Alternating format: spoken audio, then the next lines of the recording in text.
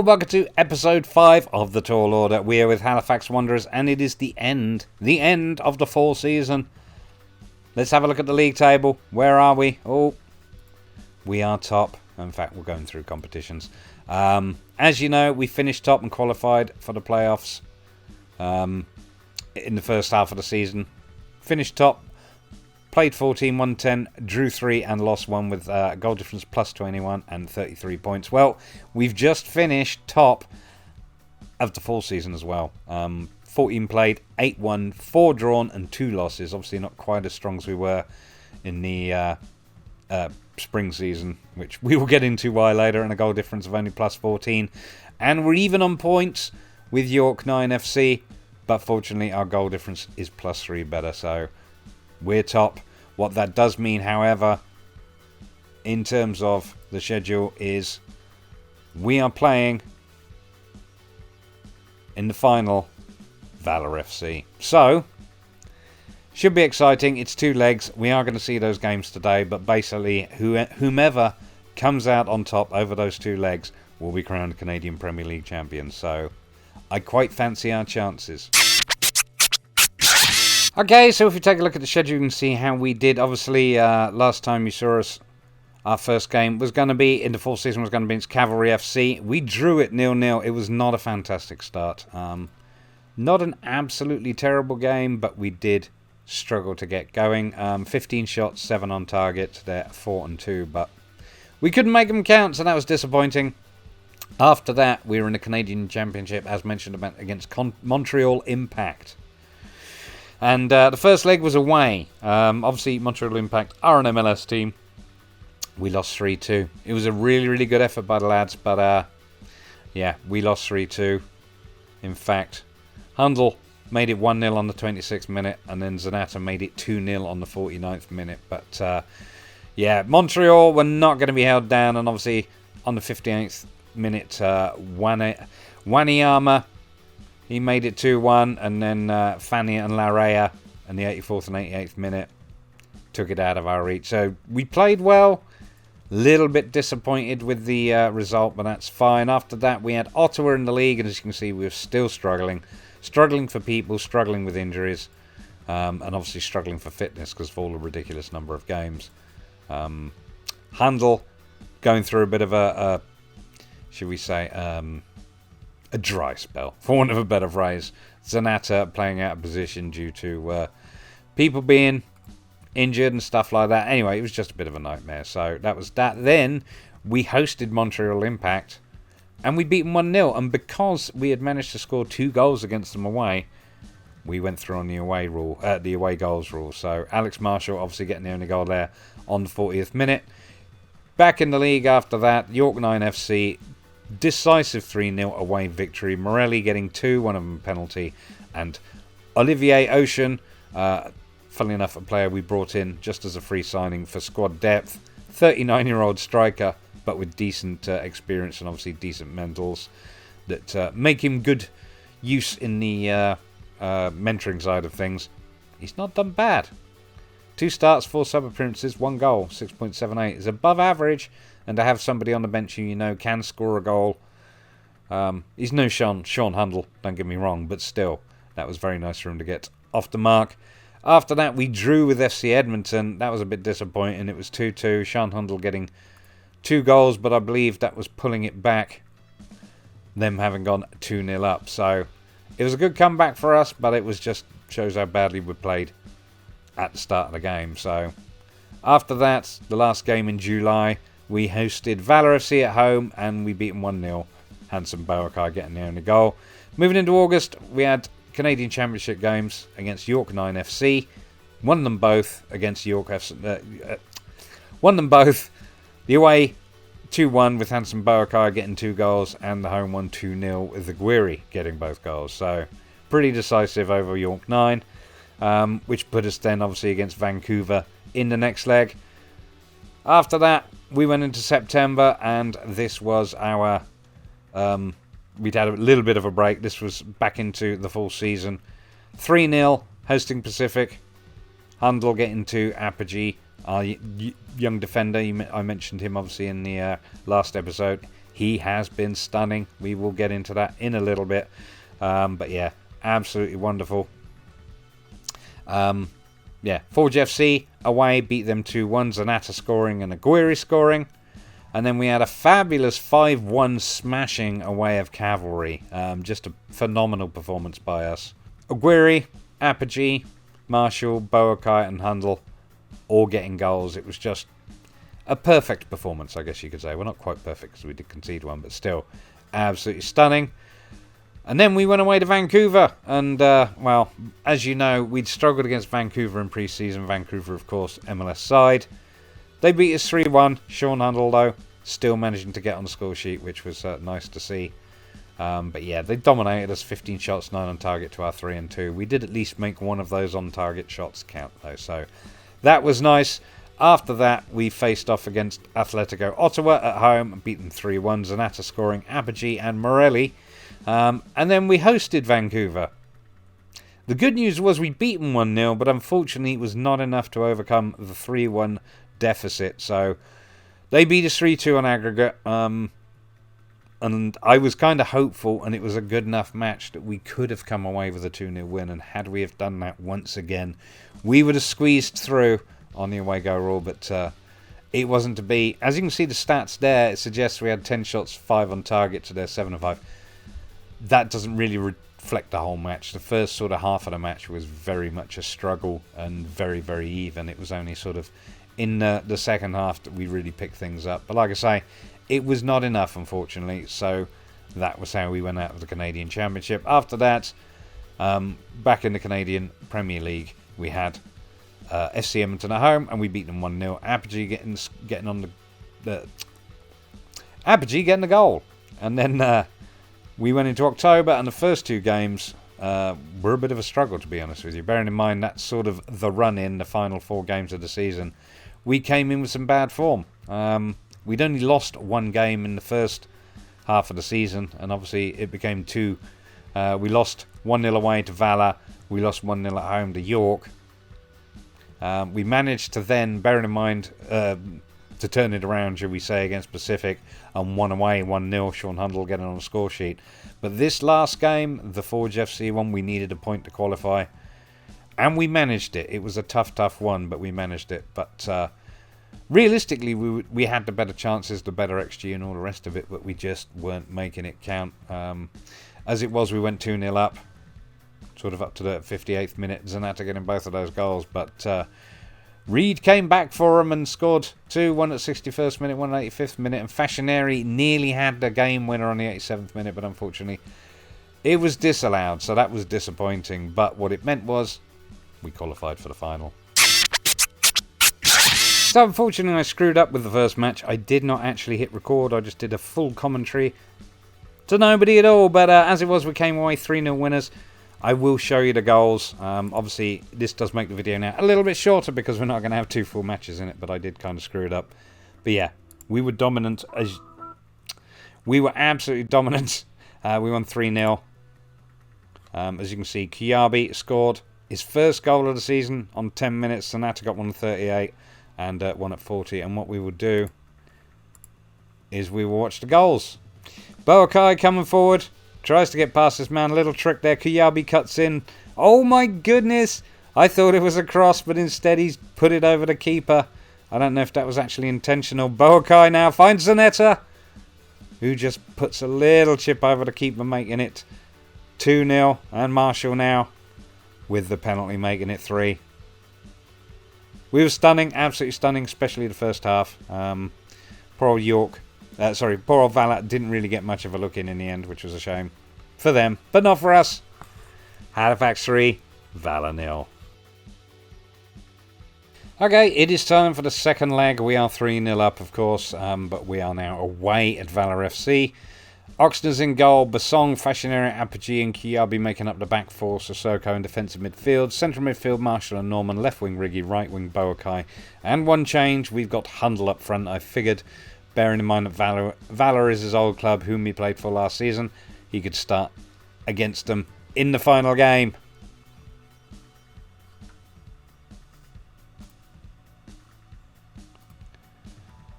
So, That is, like I say, the only change. And this time I am actually recording, so you'll get to see this. Point finger. We showed we can beat Valor FC last time out, so I want more of the same here. Let's do it, boys and girls. Everybody seems fairly motivated. I'm not going to add to that. Can you give us an indication of how you'll be approaching the match? We'll start and try and get on top of them. Blah, blah, blah. Whatever that was. This is our Valor lineup. Henry in goal, Levis, Konegic, and so on and so forth. That was too quick for me. They should do this every match, but make it so you click a button. Because it is a very nice lineup. Once again, Halifax in the blue and white and Valor in the red and white.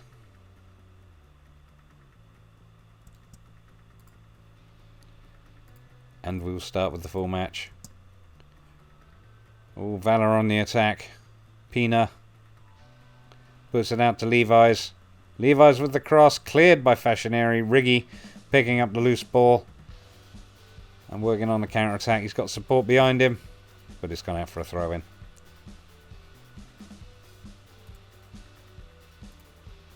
Chuck some encouragement in Marshall. Fashionary. Sissoko. Finds Norman. Norman back to Sissoko. Ball forward but cleared. Basong picking it up. Fashionary. Back to Oxner. Norman with the through ball for Hundle, who tries to get past that little crowd there but struggled a wee bit. We were advised to set instructions to shoot on sight. Oh, another attempt at a through ball. Didn't happen. Jean-Baptiste clears it for a Halifax throw. And we're only 2 minutes in. You know what? We're looking so good. I'm going to go key highlights now. Throw in from Basong. Back to Basong again. Tries to get past his man. Sissoko with a loose ball. Basong again. Goes past his man. He's in the box. Marshall tries to get it in. Norman. Good efforts, but not to be. Apparently they didn't like being encouraged again. Apparently what I need to do is yell at them. Close down Brett Levis? Definitely. Let's demand more. Come on, Halifax. We were 3-0 up at this point. We weren't, but you know what I mean. Marshall, not happy with how I spoke to him. Hundle, not having a great time. Let's fire him up. Maybe that'll work. No. They're upset by that as well. Hundle picked up his game slightly. He could do it. Oh my goodness, Marshall's injured. It's a good job this is the last game of the season, because that is not what you want. Oh, Mr. Marshall. I think Jens Jeffrad's got to come in for you. But swap with Sissoko and become more of a defensive player. I mean, it doesn't matter if this finishes 2-0 to Valor. Ultimately, we will still win the championship, but let's get some focus out here. Is that any better? It's half time. 0-0. We apparently have a better XG based on them having only one shot and one on target to our 6 and 2, but doesn't look good, does it? Let's go to the dressing room and have a word. I mean, I say it doesn't look good. We're still 3-0 up. I am not happy with the performance. That's motivated them. Let's see if it's motivated them enough. Throw in for Basong, Fashionary. Ball forward for Hundle. Keeper gets to it a long time before he does. Basong to Riggy this time. Riggy goes past his man. Ball for Boakai. Tries to squeeze it in. Doesn't happen. Henry with the save. Corner now. Boakai. Doesn't happen. Levi's on the counter attack now. Basong cutting out the loose ball. Well done, Basong. Basong with a throw in now. Sissoko with a flick on Hundle. Riggy. Oh. Still on the ball, Halifax. Kuyabi now with the cross. Cleared. But Jeffrad picks this one up. Ball over for Riggy in the box. Basong. And Hundle scores. Look at that. What a lovely worked goal. You could see it coming, but that's his 24th goal of the season. Absolutely stunning performance from Sean Hundle. Very, very well done. Basong. And Hundle just gets a little touch on it with his head.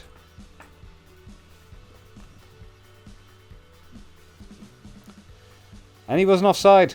Absolutely perfect. Anyway, we can skip that. We've seen it enough times. Throw in for Valor. Kasha. Levi's. Nesjevic. Oh, lovely ball for Dyer. Brilliant save from the Ox there. He got a touch to that to push it over. Corner now for Valor. And Apogee clears it. Well done, Apogee. Hundle picking up the cleared ball. He's not gone, man. Oh dear, he's gotten fouled by Ohin. Naughty, naughty Riggy with the corner. In swinger. Apogee just puts it over. We are now 4-0 up. Overall, 54 minutes. 5 more minutes, I might make some changes. Basong, Fashionary. Finds Riggy. Jeffrard. Just a searcher, nothing coming to that. Levi's. No. Didn't get the cross. Oh my goodness. They picked it back up, but that cross there to Pina didn't go very well. Oxner claiming the ball back. Well, 57 minutes. 3 shots on target for them. 10 and 4 for us. It is only 1-0 up. David Norman. Oh yeah, I was going to make changes, wasn't I? Time to do them. Poor old David Norman, I think, has got a knock, so he can come off, though I'm not entirely sure whom for. You know what I'm going to do? I'm going to bring on Dario Zanata. And, you know what, I can't remember if either of these gentlemen has a side preference. Hundle does not. Zanata does not.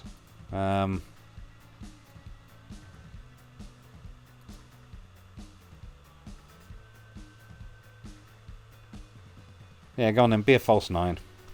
Let's try it like that. Jeffrey will just tuck you over to one side.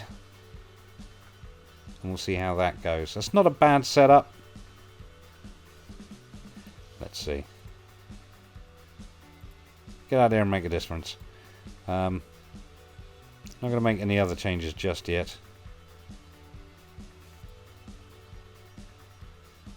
But we're now playing basically 4-2-4. No, still don't like to be encouraged. Apogee's knackered. Alright, here we go. Time to take Apogee off. You, sir, have been amazing. Santos will stand in for you. Santos, of course, leaving at the end of the season. And that's all our subs. 76 minutes. 80 minutes. Valor 0, Halifax 1. Throwing for Halifax. Kuyabi to Hundle. Hundle with the cross. Cleared by the defence. Kasha picking up the loose ball. He's on a counter-attack. He's gone one-on-one and oh! Just wide. I wasn't sure if Oxner got a touch or not, but very good effort. 90 minutes. It's looking like Halifax's win. And here we are, gentlemen. Halifax Wanderers. Canadian Premier League champions. I like this animation. This is very, very good. That's not bad, is it? Only the second full Canadian Premier League season in history. And Halifax Wanderers are the champions. We've had the best form. There's not a lot of people there, is there? We've had the best form. We've had all sorts of struggles with injuries, but we've overcome. And here we are at the end of the season with the silverware. Christian Oxner getting the best performance, and he did pull out some stunning saves there. Valor, of course, pulling out the stops 10 and 5 towards the end to our 15 and 9. We still had a better XG, but to finish 4-0 overall. Can't go wrong with that. Well done, lads. Well, there you have it. In what can only be described as a superb season, we've got the record high number of wins for Halifax Wanderers FC. It's 20 matches won in the season is a new Canadian Premier League record. We're setting records. Record low number of league defeats by Halifax Wanderers as well. Hundle breaks a goal scoring record. 19 goals for Halifax Wanderers. It's a new record, which previous was top goal scorer was Tristan Borges, scored 13 in 2019. So there you go.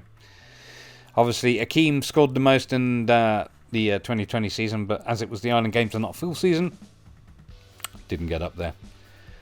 Oxner, 17 clean sheets. New Canadian Premier League record. And let's see. The overall best 11. Following the completion of the season best 11, the Halifax Wanderers FC supporter spokesperson, it's even easy for me to say, isn't it, today? Stuart Davis has proudly announced that 9 players have been considered good enough to enter the Halifax Wanderers FC overall best 11. Gianfranco Fascinero was the pick of the 9 players. The central defender accumulated 34 appearances and scored 1 goal. With an average rating of 7.31, he has been stunning. Josh Apogee, Ernest Aguirre, Sean Hundle, Zoran Basong, Hansen Boakai, Christian Oxner, Dario Zanata, and David Norman were the players selected to become part of the Halifax Wanderers' proud history. David Norman, of course, is a new signing. In fairness, I believe he's there on the bench as opposed to in the first 11. But if we look at the start 11, it's Oxner in goal, a back four of Basong, Apogee, Fascineri and Kiabi, Sissoko in defensive midfield, Marshall and Aguirre in central midfield, left wing Riggy, right wing Boakai, and up front it is Hundle. In terms of the end of season awards, Fans Player of the Season, Gianfranco Fascineri, Eric Santos in second place and Aguirre in third. Sean Hundle is the goal of the season, so we'll have a quick look at that. Hundle on the ball, goes past his man. Oh, look at that. Placed it perfectly. Lovely goal. Nice solo effort. Comfortable win over Athletic Ottawa there. So the analyst report for the season. Defensively, we were quiet and impenetrable. We were very good in defence. But in terms of up front, we were between aggressive and clinical and whatever that one is there. We were aggressive and clinical mostly to start with, but it has worked its way back. Too many shots and not enough on target. In terms of our club vision moving forward, they want us to play defensively solid football, which we're doing. Possession football, which we do already, and high tempo pressing football, which we kind of do already anyway. Building a new stadium is being worked on, is in progress. And we've got a challenge for the Premier League. It's required. And they want us in the semi-final of the North American League. So that's interesting. But yeah, obviously, end of next season, as it were, end of 2023 even, they still want us to win the Canadian Premier League, which we've just done ahead of schedule, but that's fine. How are the dynamics? Dressing room's very good. Managerial support is excellent. It has been all season.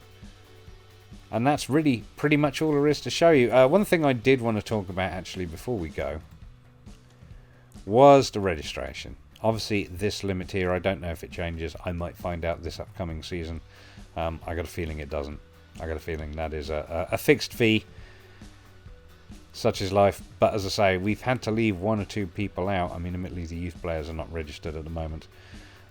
Just because of being able to keep within that budget. It means that... where are we? Trying to think who's been taken out. Yes. I can't find who it was. Somebody got injured. There we go, Ernest Aguirre. I took him out. And bearing in mind that Ernest Aguirre, unfortunately, is on 2.1 grand a week. That's a big chunk. A big chunk of that wage budget, unfortunately. And being able to take him out allowed me to register like 2 players. So as you can see, we've got a squad of 22, even though we've got more than 22 players, but that's our registered squad at the moment. So we're doing pretty well in that, but it does mean, obviously, I have to be very careful about whom I sign and what I pay them. Obviously, with this being a long-term development save, I am keen to develop young players, so signing players who aren't going to be earning much, and hopefully being able to have a full squad of 23 would be fantastic. But like I say, I'm interested to find out if the squad salary cap does change, and might find that out at the end of the season. The other thing to show you finally before we go is the transfer history. There was a couple of people we brought in.